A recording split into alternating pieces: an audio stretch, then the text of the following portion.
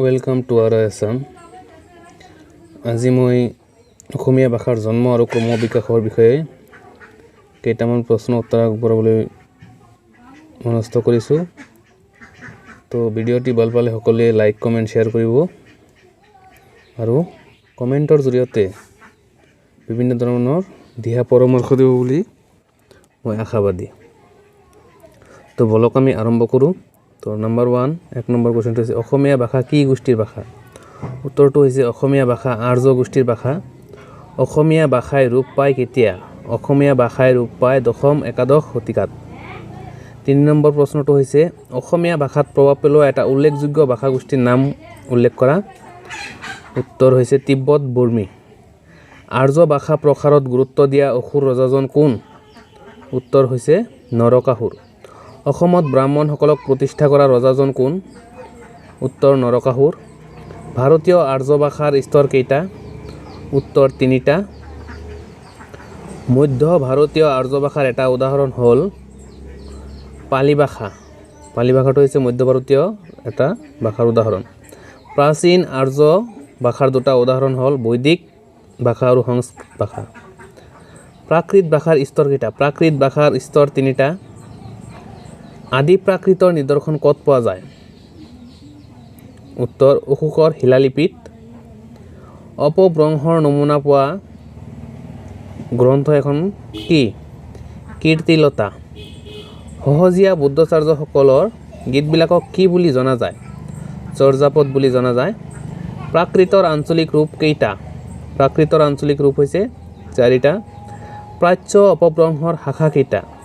প্ৰাচ্য অপভ্ৰংশৰ শাখা হৈছে 4টা। প্ৰাচ্য অপভ্ৰংশৰ পৰা ওলোৱা এটা ভাষা পশ্চিমবংগৰ উপভাষা। অসমীয়া ভাষাৰ বিষয়ে লিখা বিদেশী পৰিব্ৰাজকজন কোন? Hiuen Tsang. চৰ্যাপদবোৰ অসমীয়া ভাষাৰ কিহৰ লগত মিল আছে? ধ্বনিতত্ত্ব।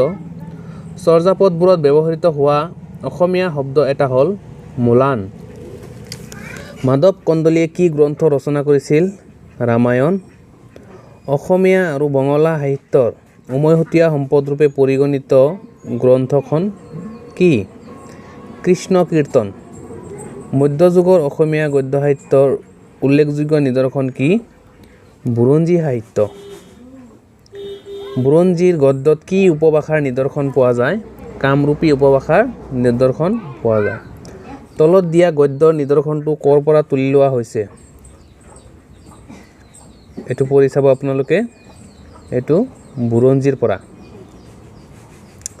কোন সময়ত কমতাপুৰৰ সাহিত্য সৃষ্টি হয়? দশম শতিকাত। কামৰূপী ভাষাটো অসমৰ বাহিৰৰ কোনখন ঠাইত প্ৰচলিত আছিল? বিহাৰৰ পূৰ্ণিয়া জিলাত। উপভাষা কাক বোলে? ভাষাৰ আঞ্চলিক ৰূপক উপভাষা বোলে। ভাষাৰ অখণ্ডতা ৰক্ষাৰ ক্ষেত্ৰত ভূমিকা লোৱা এটা উপাদান হ'ল যাতায়াতৰ সুবিধা। মান্য ভাষাৰ পৰা সৃষ্টি হয় উপভাষা। মান্য ভাষা সৃষ্টি হয় উপভাষাৰ পৰা। উপভাষাৰ পৰা সৃষ্টি হোৱা এটা মান্য ভাষা হ'ল অসমীয়া। উপভাষা এটাই মান্য ভাষাৰ স্বীকৃতি লাভ কৰাৰ মাধ্যমবোৰ হ'ল বাতৰি কাকত। সাংস্কৃতিক কেন্দ্ৰৰ পৰিৱৰ্তনে সৃষ্টি কৰা এটা মান্য ভাষা হ'ল অসমীয়া। শংকৰদেৱৰ ৰচনাত কোন জিলাৰ ভাষাৰ নিদৰ্শন পোৱা যায়? শংকৰদেৱৰ ৰচনাত কামৰূপ জিলাৰ ভাষাৰ নিদৰ্শন পোৱা যায়। অসমীয়া ভাষাৰ এটা উপভাষা হ'ল উত্তৰ কামৰূপী। আহোম ৰজাসকলৰ তত্বাৱধানত সাংস্কৃতিক কেন্দ্ৰৰূপে পৰিগণিত হোৱা ঠাইডোখৰ হ'ল শিৱসাগৰ। কামৰূপী উপভাষাৰ পৰিসৰ ক্ৰমী উপভাষালৈ পৰিৱৰ্তিত হয় 17 শতিকাৰ পিছত। ধন্যবাদ।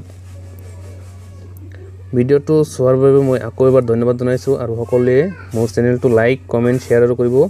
মই আপোনালোকৰ পৰামৰ্শ পালে আৰু উৎসাহ উদ্দীপনা পালে আৰু ভাল ভাল ভিডিঅ' আপলোড কৰিম।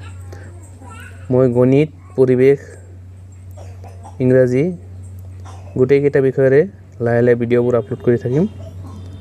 তো আপোনালোকে চেনেলটো ছাবস্ক্ৰাইব কৰি ল'ব।